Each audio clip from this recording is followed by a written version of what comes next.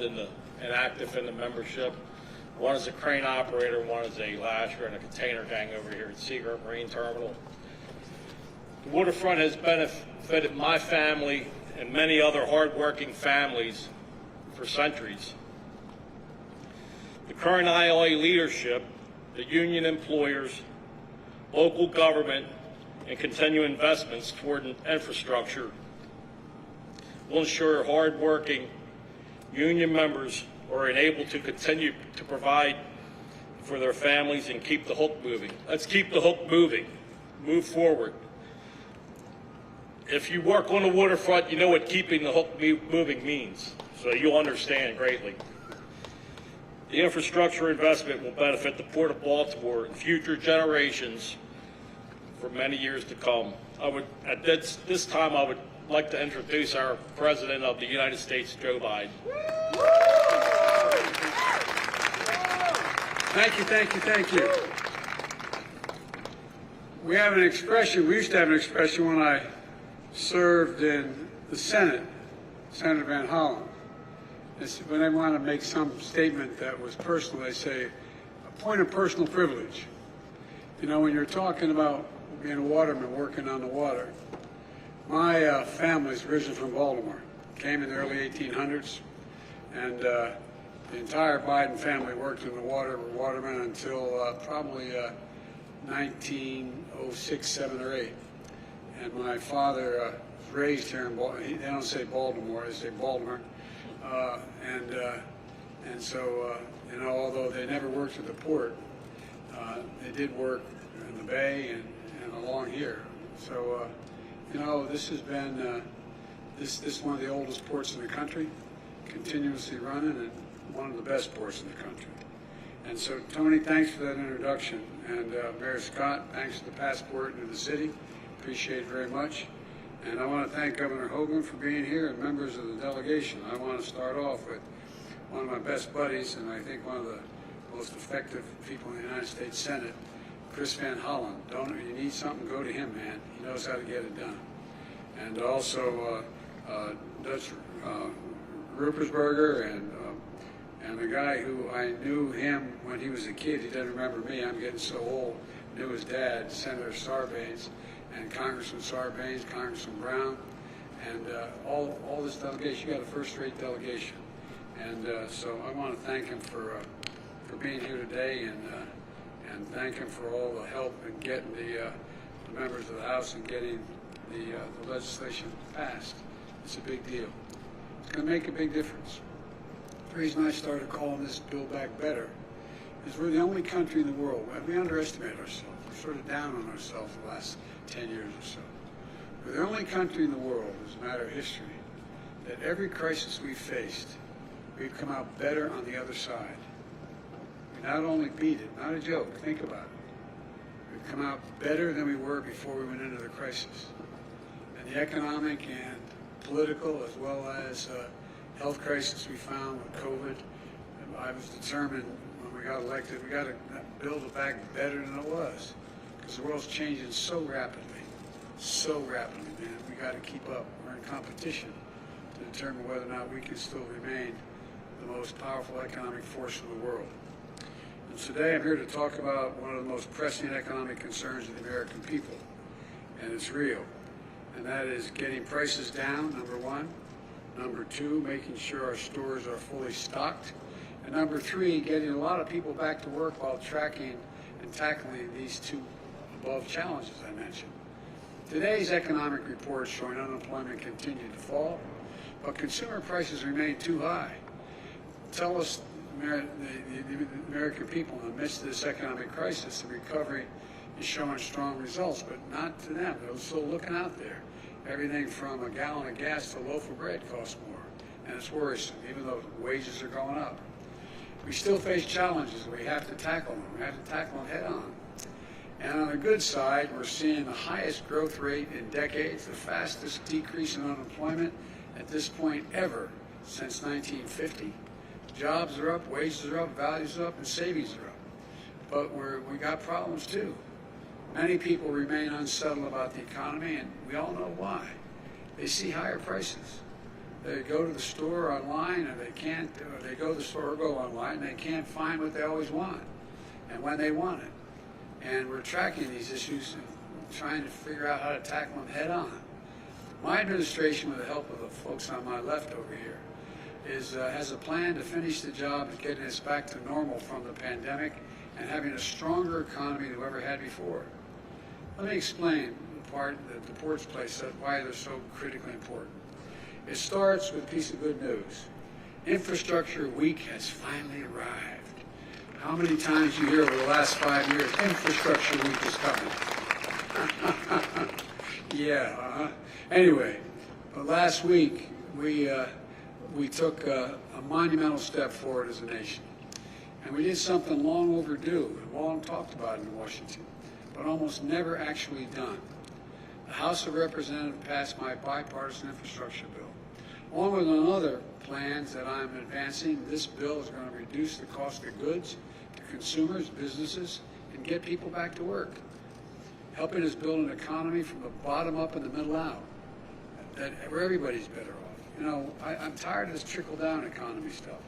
I come from Delaware, just across the line up here, and you know, we have more corporations in Delaware than every other nation in the state combined. And so I understand big business. The fact of the matter is, it's time they start paying their fair share.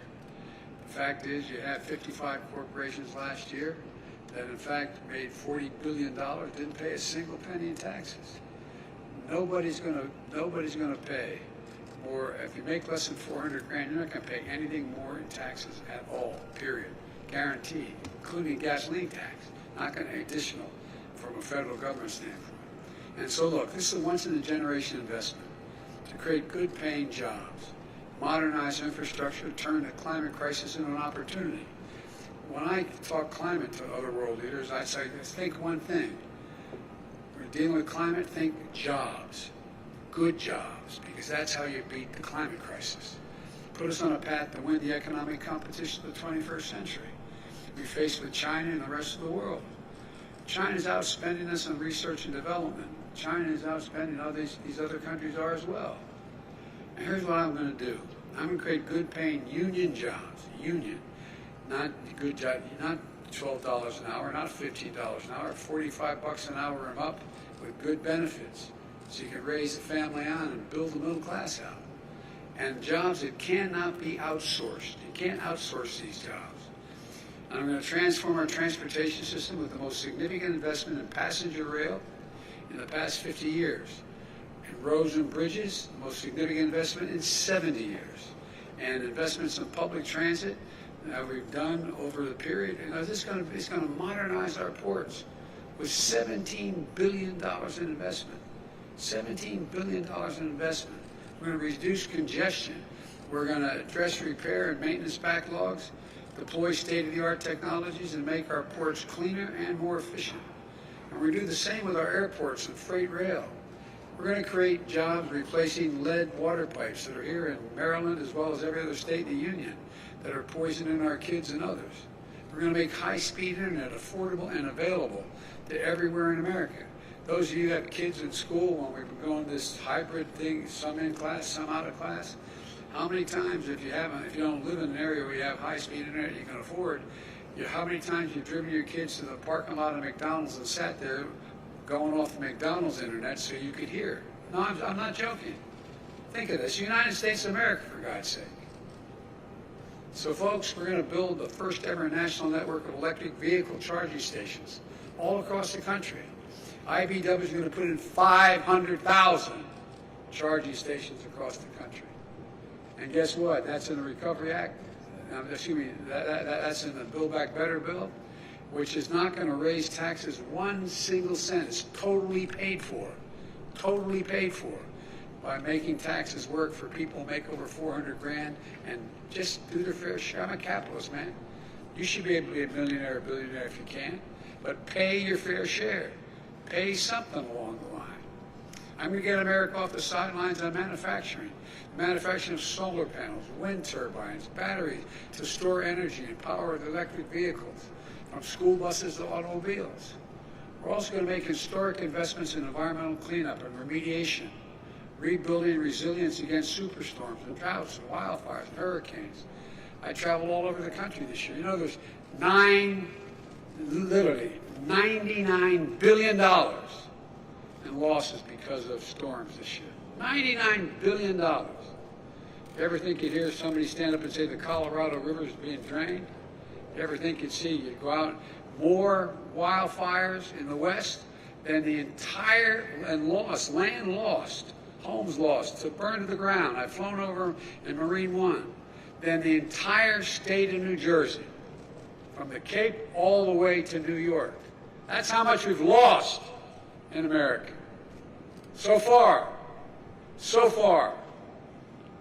According to economic experts, this bill is going to ease inflationary pressures, lowering the cost of working families. 17 Nobel laureates in economics wrote a letter to me about 10 days ago saying this is going to bring inflation down, not up. But best of all, the vast majority of these jobs we're going to create don't require a college degree.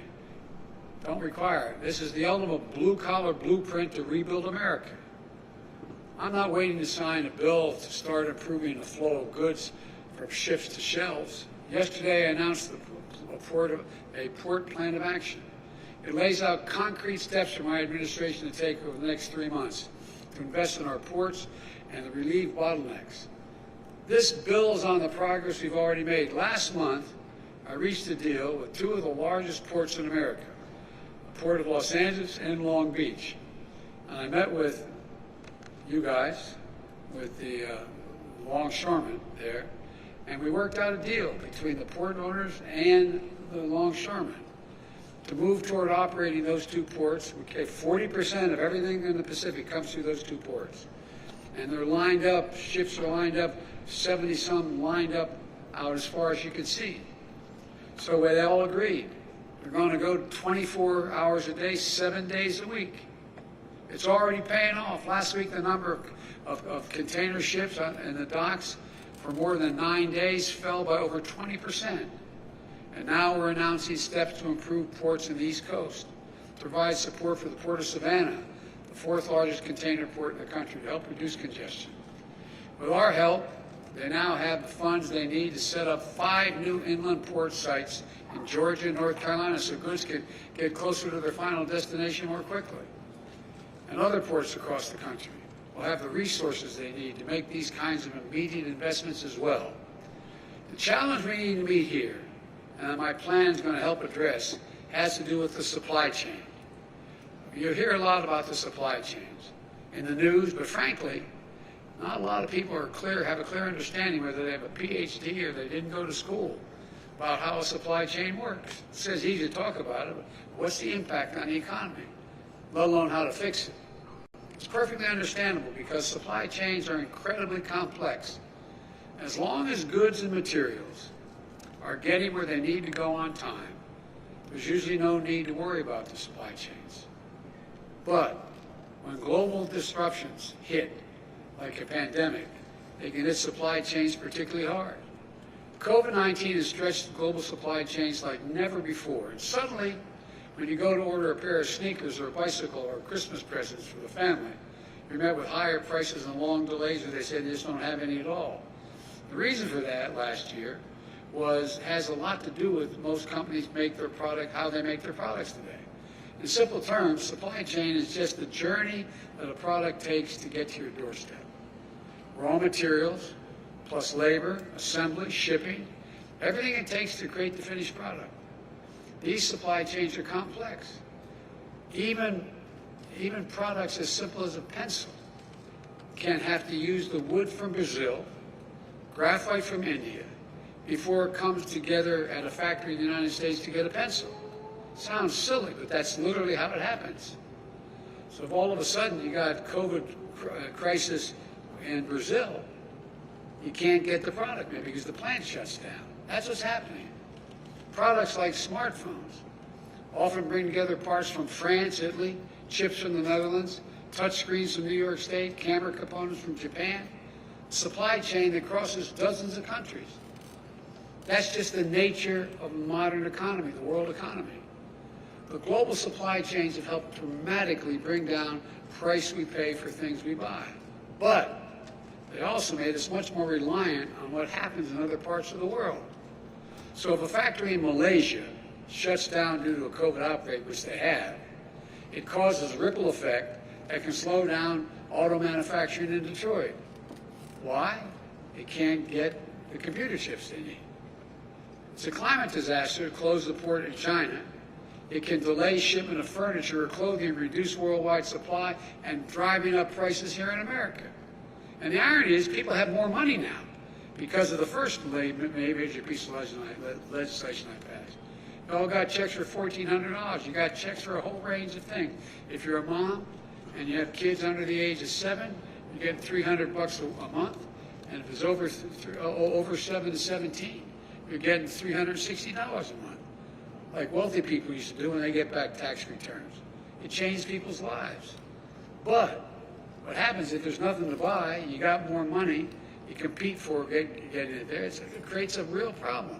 So on the one hand, we're facing new disruptions to our supplies. At the same time, we're also experiencing higher demand for goods because wages are up, as well as people have money in the bank. Because of the strength of our economic recovery, American families have been able to buy more products. But guess what? They're not going out to dinner and lunch and going to local bars because of COVID. So what are they doing? They're staying home, they're ordering online, and they're buying product. Well, with more people with money buying product and less product to buy, what happens? The supply chain's the reason. The answer is you guys. I'll get to that in a minute. But what happens? Prices go up. So we got nearly 20% more goods coming into the country than we did before the pandemic struck. In 19 days, COVID-19 has changed the way we spend our time and our money. More products are being delivered than ever before. That's because people have a little more breathing room than they did last year. And that's a good thing. But it also means we got higher demand for goods at the same time we're facing disruptions in the supplies to make those goods. This is a recipe for delays and for higher prices, and people are feeling it. They're feeling it. So everything keep paying this much for a gallon of gas? In some parts of California, they're paying $4.50 a gallon. That's why it's so important that we do everything in our power to stabilize the supply chain. And here's the good news. Yesterday, I spoke with the CEOs, personally spoke with the CEOs of the major retailers, Walmart, Target, and the leading freight movers, FedEx and UPS. They assured me that the shelves will be stocked in stores this holiday because they signed on a 24/7 as well. They signed on a 24/7. And they provide more avenues. They're getting more of their containers off the ports quicker than ever before. There's a lot of stuff on the ports that was sitting around, staying there. Why? Because it no longer is the product they need at this moment. And it doesn't cost them anything to leave them sitting at the port rather than their warehouses. That's moving as well. Part of the reason why is because my port envoy, John Picari, who was Secretary of Transportation here for 2 governors, John has worked with the operators, the shippers, shipping companies and unions, and retailers to speed commerce so they can get products to stores and to your doors and to get the shelves fully stocked this holiday season. Instead of pointing fingers, we're seeing folks start to work together. Railroads, ocean liners, labor, state and local governments. Progress has already begun, and now we passed the bipartisan infrastructure bill, the deal. It's only going to accelerate. You've heard me say it before. Infrastructure used to be rated in the United States as the best in the world when I got to the Congress. But today, according to the World Economic Forum, you know where we rank in infrastructure? 13th in the world. 12 countries in the world have more modern, efficient infrastructure than the United States of America. By investing in our roads, our bridges, our ports, and so much else, this bill is going to make it easy for companies to get goods to market more quickly. Here in Baltimore, you've got a port that's older than America itself, and it's been operating for 315 years. By the way, got any Marines here? Any former Marines? Raise your hand. Well, if you're here as a Marine, happy birthday. It's your 247th birthday of the United States Marine Corps. They deserve some applause. Look, this port is connected to the nation's oldest rail line, the B&O Railroad, which in turn relies on the tunnels that are about 126 years old, those tunnels, okay? The tunnel has become a major bottleneck to the port. Now, the Port of Baltimore will be getting a $125 million grant to upgrade that tunnel. So freight trains can come double stacked through that tunnel. Double stacked with these cars, with containers on top. Twice as much. They move out a hell of a lot more quickly if they're imports going out, but if they're exports going across the ocean.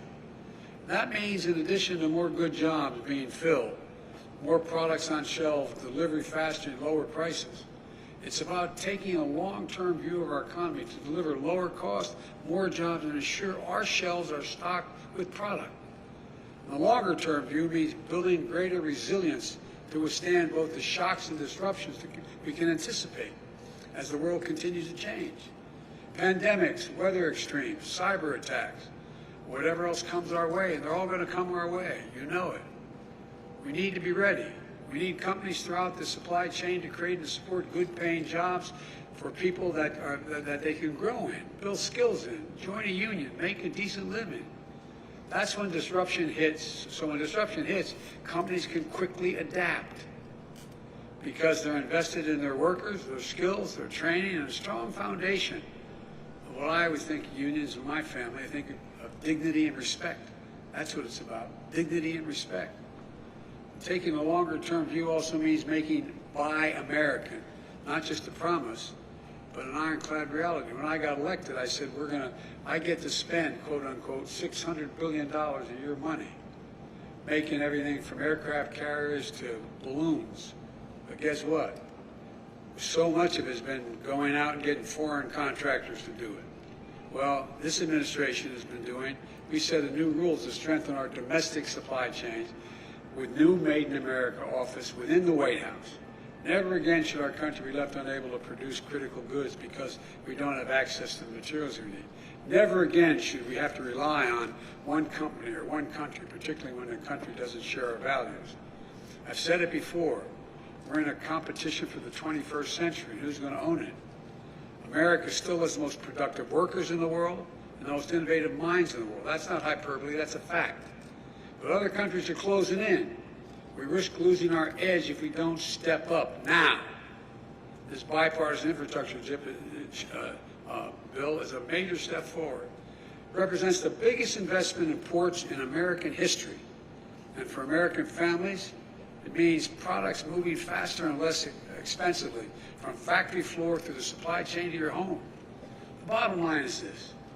With the bill we passed last week and the steps we're taking to reduce bottlenecks at home and abroad, we're set to make significant progress. We're already in the midst of historic economic recovery. And thanks to those steps we're taking, very soon we're going to see the supply chain start catching up with demand. So, not only will we see more record-breaking job growth, we'll see lower prices, faster deliveries as well. This work is going to be critical as we implement the infrastructure bill and as we continue to build the economy from the bottom up and the middle out by passing the Build Back Better plan. We need to unlock the full might and dynamism of our economy, guys, and of our people. I really mean it. And with this plan, we've set in motion that's what's exactly what we're going to do. We're going to build a better America, not a joke. We're going to lead the world again, not a joke. We're going to be in a position where we once again own the 21st century. Because when we own it, everybody does better. Everybody, not only America, but around the world. Sorry it takes so long, the sun's down. You don't have any sweater on, you're going to freeze. I'm going to stop talking. Man with as little hair as mine just took his hat off. I put it back on. You're going to get cold if I don't get stuff down. But look, all kidding aside, I want to particularly thank the longshoremen. You guys, as an old expression of Claymont, Delaware, I was from, you all brought me to the dance, man. You've stuck with me from the first time I ran. And you've stepped up every time you've been asked. Every time you've been asked. And I want to personally thank you while I'm standing in front of you. God bless you all, and God bless all the workers to keep our economy going. and may God protect our troops. Thank you so very much. Thank you.